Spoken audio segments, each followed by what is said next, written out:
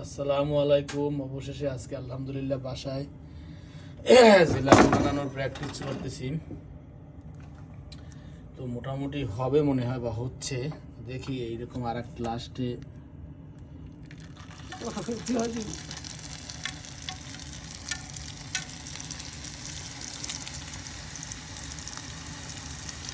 এরকম করেই তো দেয়, তারপর কাটতে নিয়ে যায় এরকম।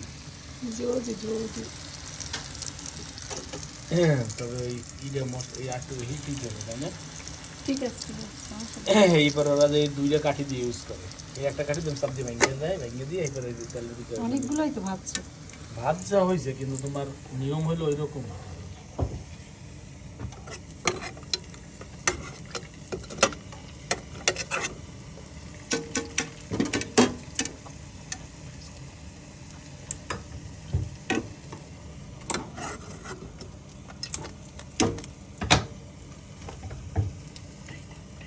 এই মাত্র উঠেছে না,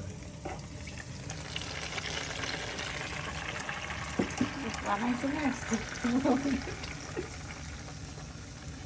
সমস্যা কি হয়েছে? এই তো ঠিকই আছে। ওকে।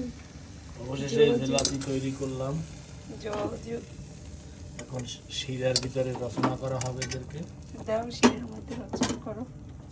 শিরার ভিতরে রচনা করে আলহামদুলিল্লাহ অনেকগুলোই তো ভাবছে, সুন্দর হয়েছে। চিকন চিকন জিলাপি। এর নাম হয়েছে চিকুন রেশমি জিলাপি। কি নাম? এর নাম হয়েছে চিকুন রেশমি জিলাপি। ভালো হয়েছে।